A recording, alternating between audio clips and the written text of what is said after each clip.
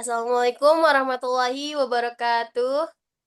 Waalaikumsalam warahmatullahi wabarakatuh.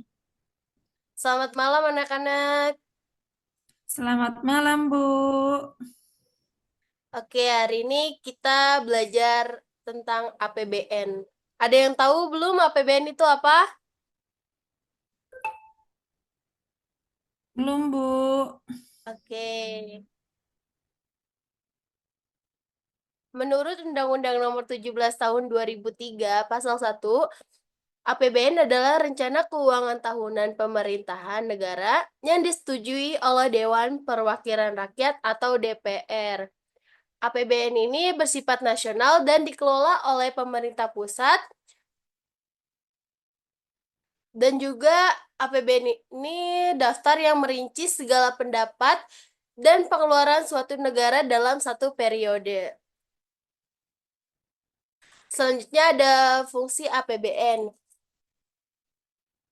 Yang pertama ada fungsi alokasi, yang dimana fungsi ini bertujuan untuk membagi proporsionalitas anggaran dalam melakukan pengalokasian, pembangunan, dan pemerataan.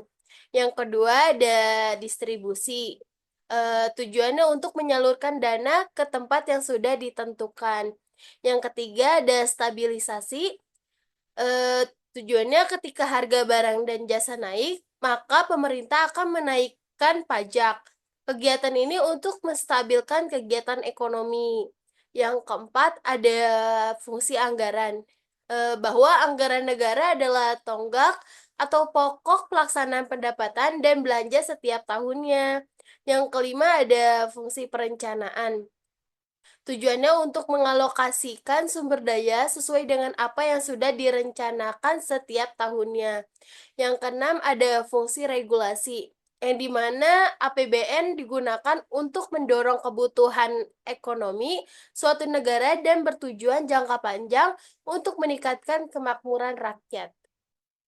Di sini ada yang mau bertanya? Pada yang mau ditanyakan? Apakah sudah mengerti? Ada suaranya nggak sih? Oh, Insya Allah paham, Bu. coba dong tolong dibaca bagian tujuan APBN. Tujuan APBN.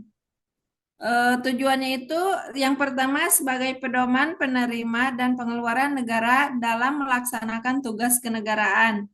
Yang kedua, meningkatkan transparansi dan pertanggungjawaban pemerintah kepada DPR serta masyarakat luas. Yang ketiga, meningkatkan koordinasi antara bagian dalam lingkungan pemerintah. Nah, yang pertama itu tujuan APBN ada sebagai pedoman penerima dan pengeluaran negara dalam melaksanakan tugas kenegaraan. Jadi, anggaran negara menjadi rencana keuangan yang terstruktur digunakan untuk mengelola penerimaan seperti pajak, bea cukai, atau sumber pendapatan lainnya. Dan pengeluaran misalnya pembangunan infrastruktur, pendidikan, kesehatan. Anggaran ini membantu pemerintah menjalankan tugas-tugas kenegaraan secara terukur dan terarah, sesuai dengan prioritas pembangunan nasional. Yang kedua ada meningkatkan transparansi dan pertanggungjawaban pemerintah kepada DPR serta masyarakat luas. Jadi, anggaran negara juga berfungsi sebagai alat transparansi. Pemerintah wajib menyampaikan rencana anggaran kepada DPR untuk disetujui dan memberikan laporan pelaksanaannya. Hal ini juga memastikan bahwa pengelolaan keuangan negara dapat diawasi dan dipertanggungjawabkan, baik kepada wakil rakyat maupun masyarakat umum. Yang ketiga ada meningkatkan koordinasi antar bagian dalam lingkungan pemerintah. Jadi penyusunan dan pelaksanaan anggaran membutuhkan sinergi di antara berbagai kementerian, lembaga, dan instansi pemerintah.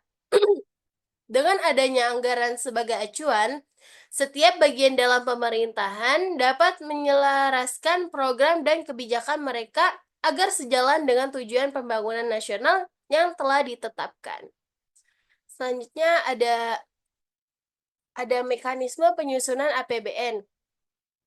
Yang pertama, pemerintah atau presiden menyusun RAPBN dalam bentuk nota keuangan, lalu diajukan ke DPR, RAPBN lalu disidangkan, setelah disidangkan lalu di apa ya?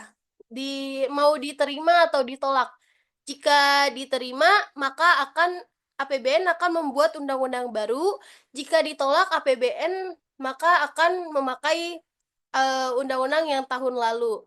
Lalu jika sudah ditentukan, maka akan dikembalikan untuk dilaksanakan, lalu dikembalikan lagi ke presiden.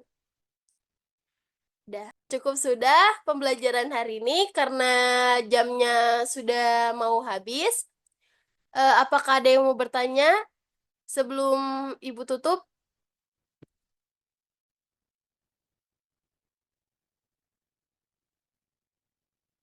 Halo? Insya Allah cukup, Bu. Oke, baik. Ibu tutup ya. Wassalamualaikum warahmatullahi wabarakatuh.